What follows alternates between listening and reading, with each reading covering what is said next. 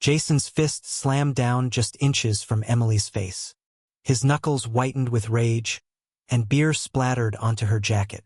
I asked, "Is this dog even doing anything? Or are you just another fake cashing in on the system?" With every word, Jason spat harder. The Marine tattoo tensed as he grabbed her shoulder so hard her glass tipped over. The bar fell silent. Emily didn't flinch, didn't blink, but the German shepherd at her feet morphed into something deadly. Lips curled back, revealing teeth meant to tear down threats. Jason's drunk brain finally registered the patch on her collar, one he'd been too arrogant to notice before. His face went pale. "Oh crap," someone whispered. "He just attacked." Before we dive into what happened next, do me a favor. Hit that subscribe button now. This story's about to take some sharp turns, and I need you with me through every twist. Drop a comment telling me where you're tuning in from. I want to see how far this spreads. Trust me, you'll want to stick around till the very end, because when this Marine finally realizes who he's dealing with, it's going to shock you. Emily's fingers barely tightened around her glass. Just barely. She didn't raise her eyes or give Jason a lick of satisfaction. That alone should have told him something, but guys like Jason don't read silence as anything but submission. An invitation to push harder. "I'm talking to you," Jason shouted, stepping closer. His boots thudded against the wooden floor, deliberate and territorial. "Are you one of those warriors just on weekends? Buy a vest and a dog, suddenly you're special." One of his friends, a short guy with a Marine tattoo on his forearm, nervously chuckled. "Dude, maybe just leave her alone?" "Shut up, Martinez," Jason snapped without looking. His gaze locked on Emily with the drunk look that comes before a really bad idea. "I was just asking a question. She can handle a question, right?" Emily finally lifted her eyes, calm, steady. The kind of calm that comes from having seen things. "She works," she said quietly. "We just came for a drink." "Works?" Jason laughed. "At what? Looking cute? Begging for handouts?" His friends shifted uncomfortably. The mood shifted in their group, but Jason kept barreling forward, unable to stop even if he wanted. "Let me guess. PTSD anxiety, or just like the reserved parking spots?" The bartender, an older man with gray stubble and tired eyes, leaned in. "Hey, maybe you should." "Maybe I should what?" Jason spun around, chest puffed out. "I'm a Marine. I earned the right to ask questions. This girl's sitting here with a dog, playing hero, and I'm supposed to just smile and nod?" "Actually," Emily's voice cut through the noise like a knife. "You don't have to do anything. Mind your business and let me finish my drink." Jason's face reddened. "Oh, so now you've got attitude." He took another step closer. Close enough that Ace, the dog's handler, lifted his head, eyes tracking the movement with a sharpness that would make anyone sober back off immediately. "You know what your problem is? The whole damn generation. You think you're entitled to everything. Think that putting on a uniform makes you special. And aren't you?"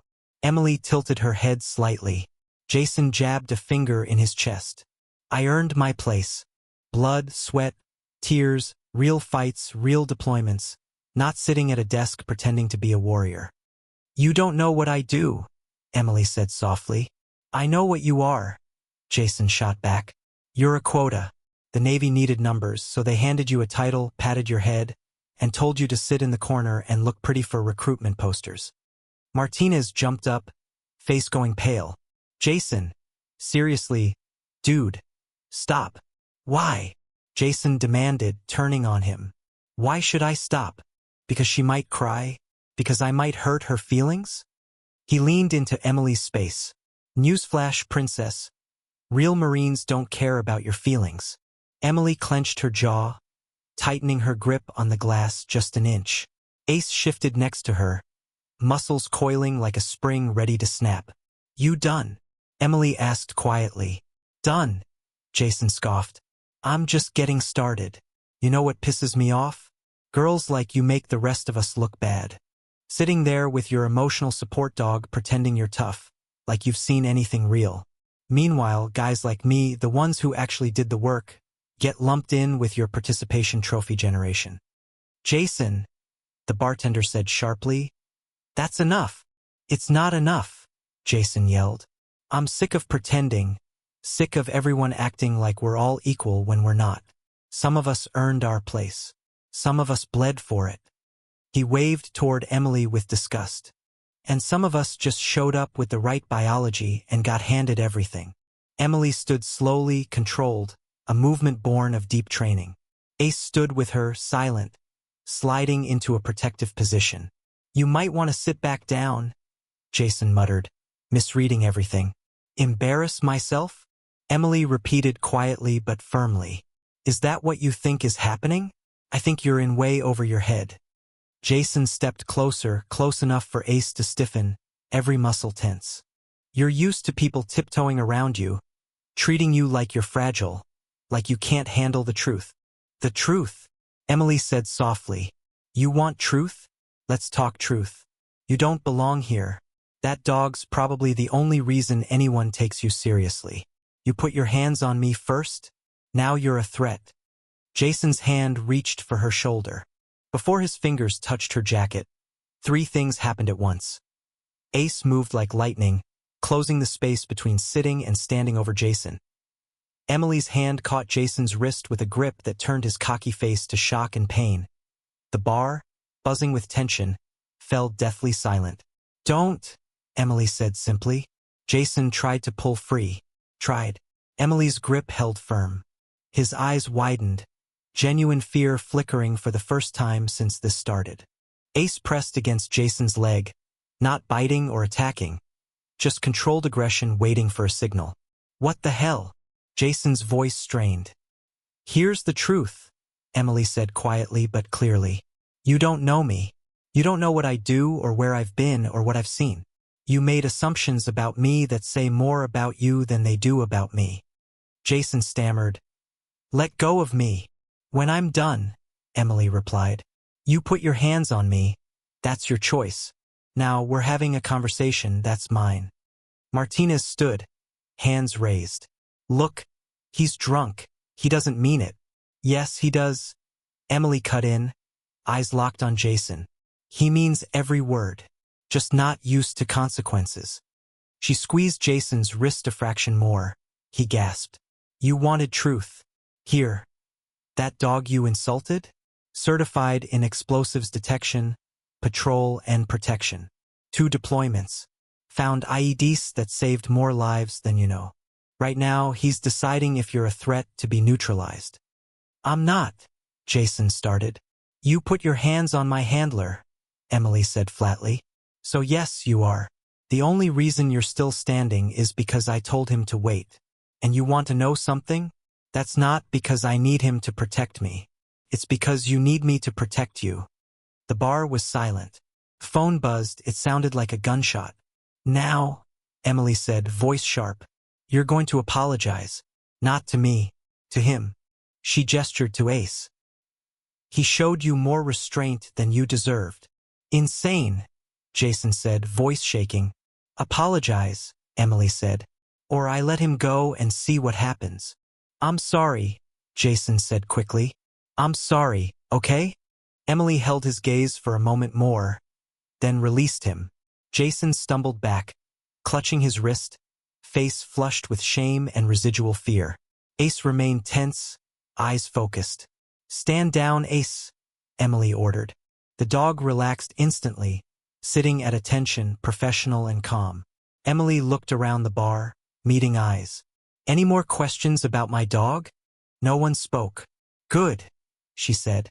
She paid her tab with a generous tip and headed for the door. Wait, Martinez called, voice shaky. What's your rank? Emily paused, glanced back. Does it matter? It does, Martinez said. Lieutenant Commander, Emily answered simply. Naval Special Warfare Command. Jason's face drained of color so fast he nearly swayed. Martinez's mouth dropped open. The bartender, who'd served in the Navy for 30 years, straightened despite himself. Holy! Jason opened his mouth but stopped, his drunk brain unable to process. But you're so young. You're a woman, you're leaving? Emily finished for him. You should do the same. Sleep this off, she said. Think about how you got here. Then she left, Ace at her side, precise as ever. The crowd parted without even realizing it, like water around a rock. Jason sank onto a bar stool, head in hands. I'm so screwed, he muttered. Yeah, Martinez said quietly. You really are. Emily's phone vibrated again. Another message, another demand, another request. The aftermath of the Reynolds case was far from over. She knew the battlefield had shifted from the courtrooms and barrooms to the wider world, the court of public opinion, the tangled web of social media, the unforgiving spotlight of leadership scrutiny. But Emily was ready, because this was never about ease or comfort. It was about doing her duty. The weeks that followed tested her resolve. She found herself navigating delicate conversations with superiors, managing media inquiries she preferred to avoid, and supporting Jason as he took the first shaky steps toward rebuilding, not just his career but his life. Jason was showing remarkable progress. Sobriety was no longer a distant goal but a daily commitment.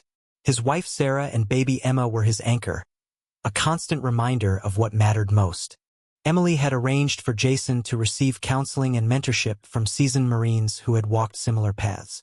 She personally checked in, offering guidance, pushing when needed, and always reminding him that the road to redemption was paved with discipline and honesty. Ace, no longer only a loyal partner but a symbol of Emily's steadfastness, accompanied her almost everywhere.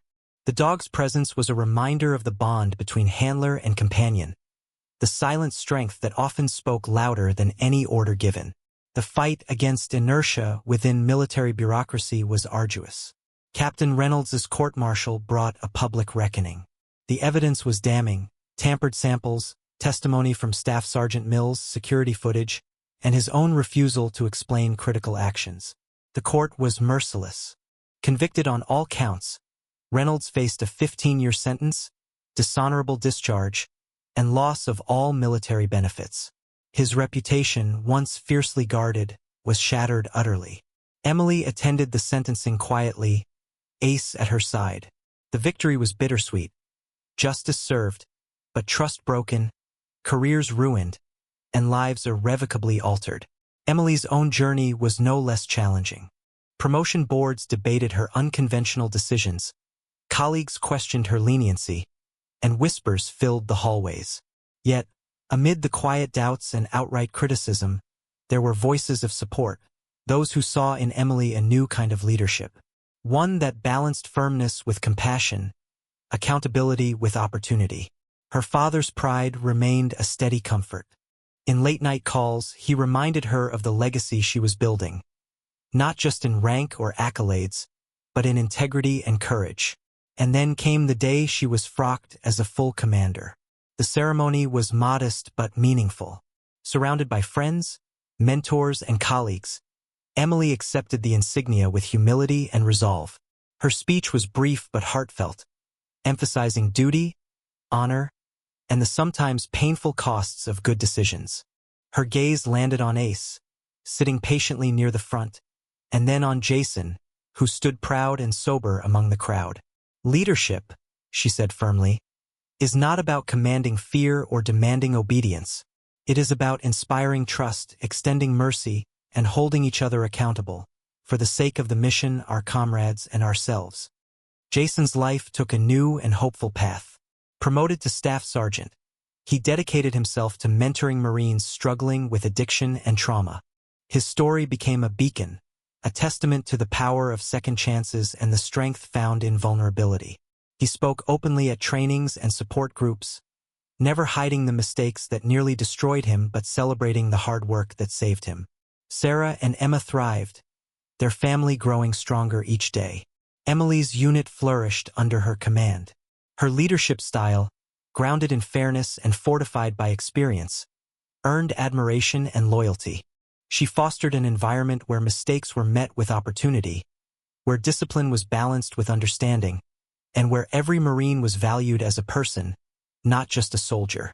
Ace retired with honors but remained Emily's constant companion, a reminder of battles fought and victories earned both on and off the field. Looking back years later, Emily understood that her defining moment wasn't the viral video, the court-martial, or even her promotion. It was the choice she made that night in the bar. The choice to see beyond anger and assumptions. The choice to believe in potential. The choice to stand firm in her values even when it cost her everything. That choice shaped not only her career but the lives she touched. It proved that mercy and strength were not contradictions but partners in true leadership. And that sometimes the hardest path was the one worth taking.